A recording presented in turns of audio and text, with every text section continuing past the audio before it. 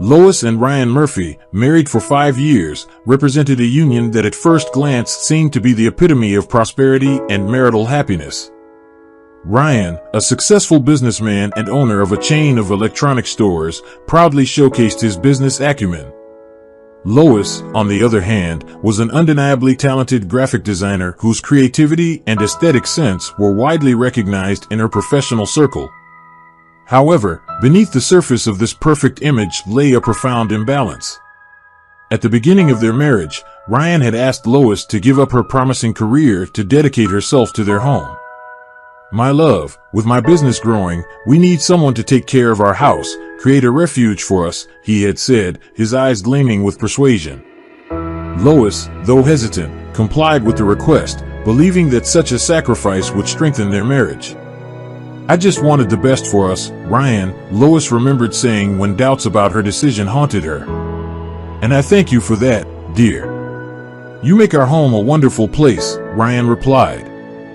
But in his tone, there was a certain possessiveness, a satisfaction in having his request fulfilled. Over the years, Ryan became increasingly controlling and jealous. His comments about Lois's choices, from what she wore to the friendships she maintained, were frequent. "Don't you think that skirt is a bit too short for a married woman?" he would question, his critical gaze making Lois feel uncomfortable in her own skin. "I don't like that guy from the book club, he's too nosy."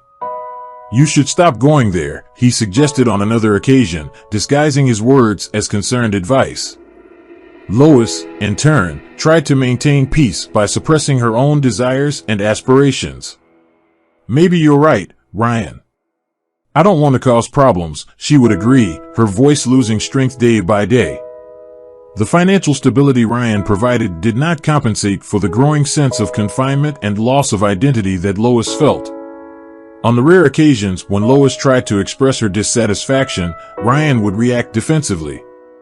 "I'm doing all of this for us. Don't you see how hard I work to give us a good life?" he exclaimed, making it difficult for Lois to continue the conversation without feeling guilty.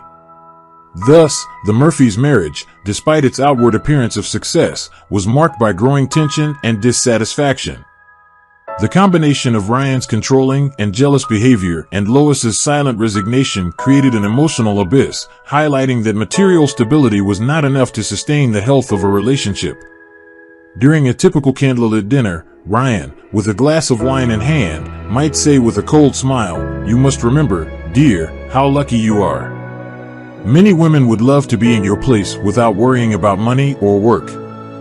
Lois, absorbing these words like thorns, would simply nod, feeling a tightness in her chest. The abuse was not limited to words alone. In moments of heightened anger, Ryan became physical in his displays of power. One night, after a heated argument, he grabbed Lois's arm with force, leaving marks that she would hide under long sleeves. "You make me lose my temper, Lois. You need to understand what's best for us," he ranted, while she tried to break free from the painful grip. After these episodes, Ryan often apologized. "I'm sorry, my love. I didn't mean to do that. You know I love you, right?" he would say, his voice choked with guilt and remorse. Lois, torn between love and fear, would accept his apologies, even though each incident left a deeper scar on her heart. Lois felt ashamed and alone in her situation. She struggled to maintain the facade of an ideal marriage, especially in front of friends and family. At social gatherings, she wore her brightest smile while concealing her true emotions. "We're doing great, thank you for asking," she would say with a cheerful voice she could barely recognize as her own. This duality between public appearance and private reality became increasingly difficult to sustain. Lois wondered how long she could keep up this facade, questioning the possibility of a different life free from the cycle of humiliation and abuse. With each passing day, the need for change became more urgent, echoing in her mind as a silent cry for freedom. If you were Lois, would you endure so much? Would you subject yourself to the blackmail Ryan carried out in the name of what was practically a facade of a marriage? Leave your comments here. On Christmas Eve, Lois and Ryan's house sparkled with festive decorations and twinkling lights, creating a warm atmosphere for celebration with friends. Carla, Brandon, Mary, and Simon, each bringing the joy and warmth of the festivities with them, were warmly welcomed by the couple. The living room was filled with laughter and lively conversations. The group settled comfortably, wine glasses in hand, engaged in a whirlwind of topics. Carla, always interested, asked Ryan about his chain of electronic stores. "Ryan, how are the business affairs going? It must be a busy time with Christmas shopping, isn't it?" Ryan, with a proud smile, replied, "Yes, it's going very well. We've been working day and night to meet the demand. It's a challenge, but I love every minute of it." His voice carried genuine enthusiasm that infected everyone. Lois watched the scene, a glimmer of happiness blooming in her heart as she saw Ryan so engaged and amiable in conversation. For a moment, she allowed herself to forget the tensions and difficulties of their marriage, absorbing the festive atmosphere. "It's good to see you so passionate about your work, Ryan," she commented with a shy smile. Ryan looked at Lois, his eyes meeting hers. "Oh, yes. But none of this would be possible without your support, Lois. You are the rock of this house," he said, offering her a warm smile that she rarely saw. Simon, always playful, interrupted with a laugh. "Look at that, Ryan getting sentimental at Christmas. Who would have thought?" The room erupted in laughter, and even Lois found herself genuinely laughing, a feeling of lightness filling her being. Brandon, raising his glass, proposed a toast to friends, family, and happy nights like this. Everyone raised their glasses in unison, echoing feelings of gratitude and companionship. As the night progressed, friends shared stories, reminisced about past moments, and made plans for the future. Lois felt enveloped by a sense of belonging and joy, a welcome contrast to the daily struggles of her married life. For a brief moment, she could glimpse the man she had fallen in love with, and that glimpse brought a ray of hope to her heart. As the night wore on, the cheerful and relaxed atmosphere of the Murphy Christmas celebration began to change. Everyone was immersed in lively conversations, laughing, and sharing stories when a small gesture from Lois triggered a drastic shift in the mood.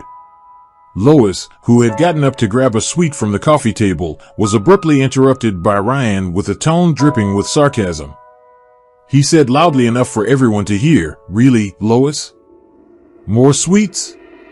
I think you've had enough, don't you? We need to watch your weight, you know." The comment dropped like a bomb in the room, abruptly silencing the cheerful conversation.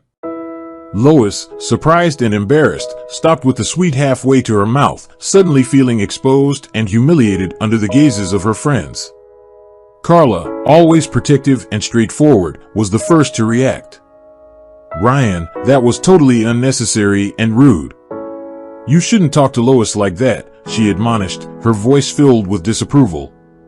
Equally shocked, Brandon added, "Dude, you don't say that, especially not in front of everyone. Lois is beautiful just the way she is." Simon and Mary exchanged concerned glances, equally uncomfortable with the situation. Mary, trying to diffuse the tension, attempted to change the subject. "Lois, this sweet looks delicious. You always have great taste in these things," she said, offering subtle support. Ryan, realizing his guest's discontent, tried to justify himself. "I'm just concerned about her health," he said, but his voice lacked sincerity.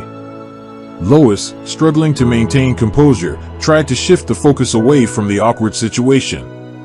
"It's okay, everyone," she said, forcing a smile. "Ryan is just teasing, right, dear?" Her look to Ryan was a silent plea for him to acknowledge the mistake. However, the damage was already done. The cheerful and relaxed dynamic of the evening had been shattered, leaving an air of discomfort and tension.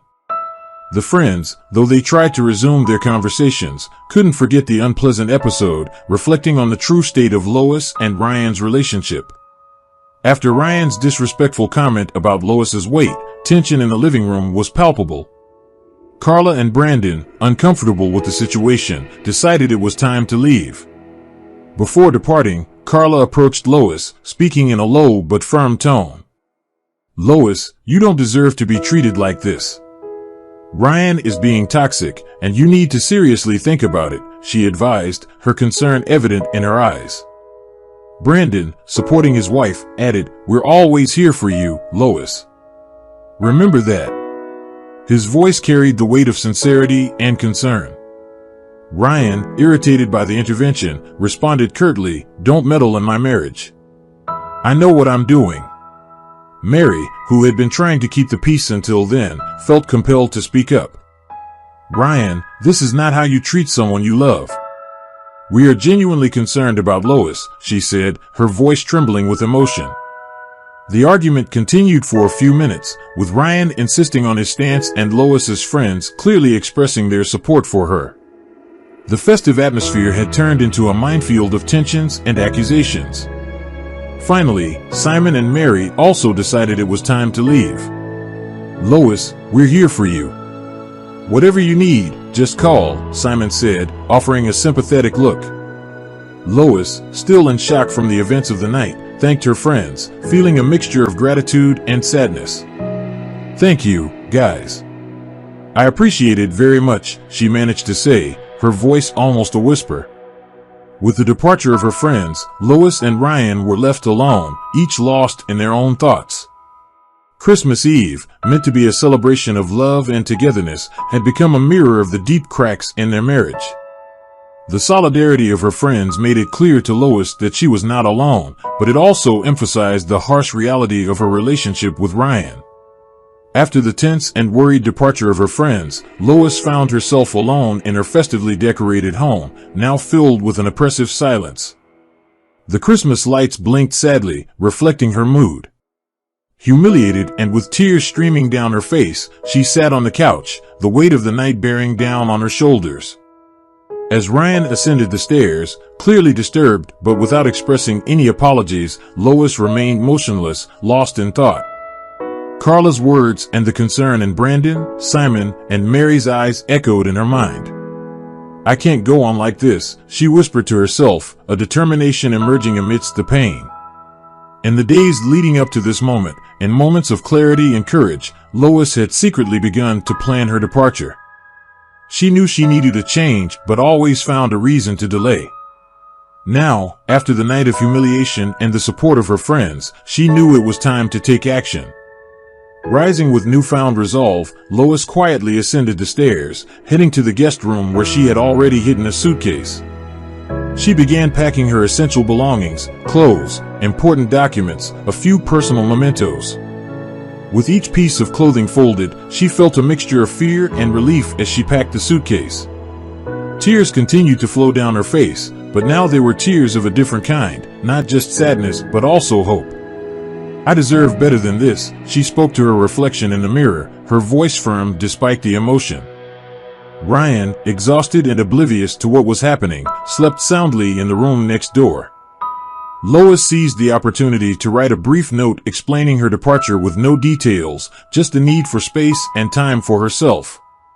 With the suitcase ready, Lois took one last look at the house that had been her home. She felt a pang in her heart, but she knew she was making the right choice. Silently, she descended the stairs, opened the front door, and stepped out into the cold Christmas night, gently closing the door behind her. The moon shone in the sky, a silent witness to her journey toward a new life. On Christmas morning, as the sun cast its golden rays over the still sleepy city, Ryan awoke with his mind filled with thoughts about the events of the previous night. The house was strangely quiet, and he noticed Lois's absence beside him in bed. The sense of emptiness was undeniable, and he wondered where she could be. Before he could solve this mystery, his phone rang, breaking the silence. It was the bank, and Ryan's heart began to race. He was expecting news about an important loan for his electronic stores, a crucial step to expand his business. With a mix of anxiety and hope, he answered the call. On the other end of the line, the bank manager delivered the bad news he had feared. The loan had been denied due to some recent financial complications in his stores. Ryan listened attentively, his face paling as the manager's words echoed in his ears.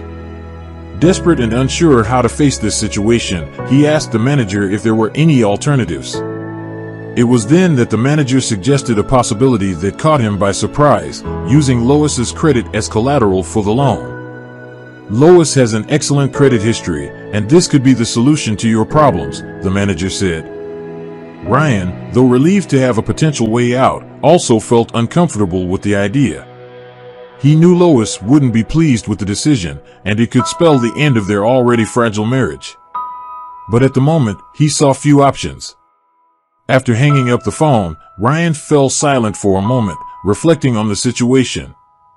He knew he needed to talk to Lois about this, but he was unsure how to approach the subject. The memory of the harsh and insensitive words he had spoken the night before weighed on his conscience.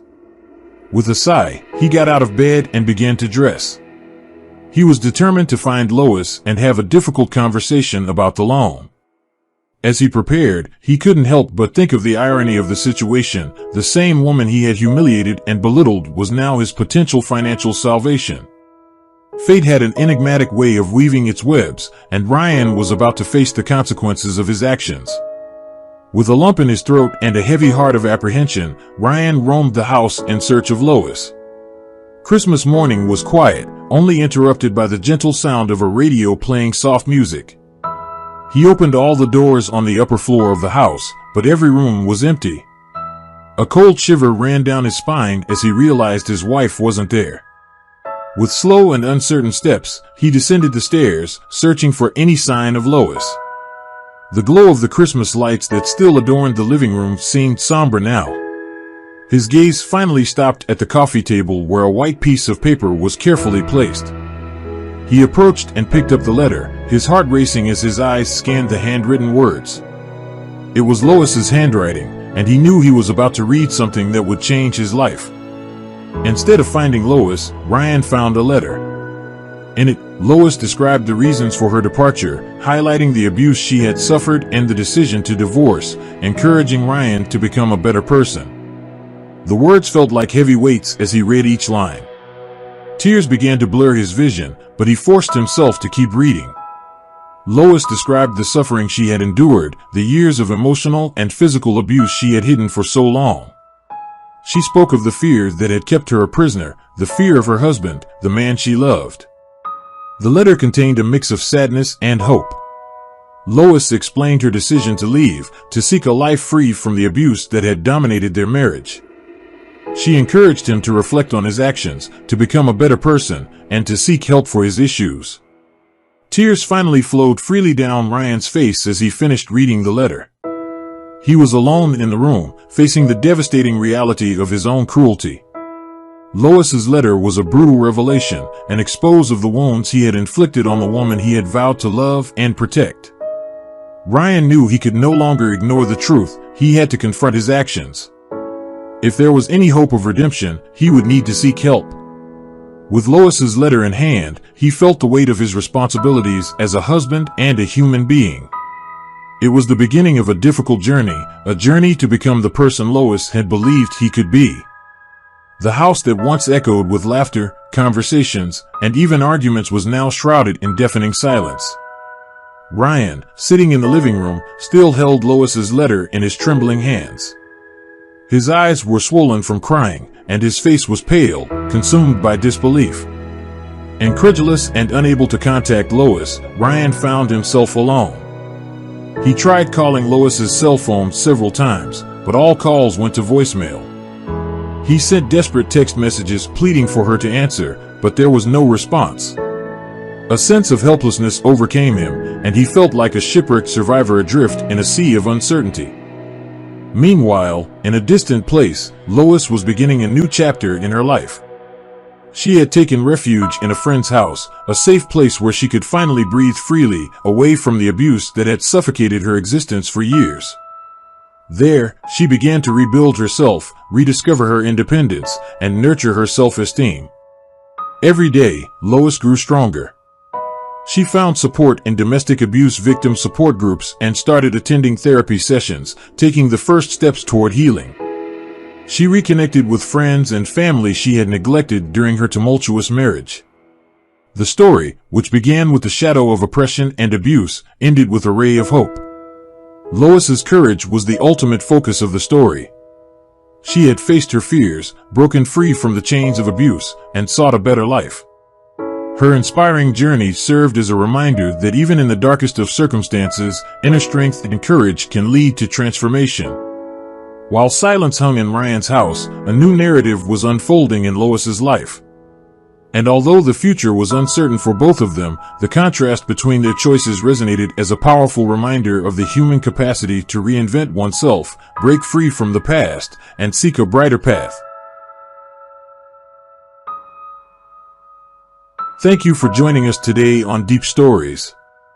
Be sure to like and subscribe and hit that notification bell so you don't miss out on our next video.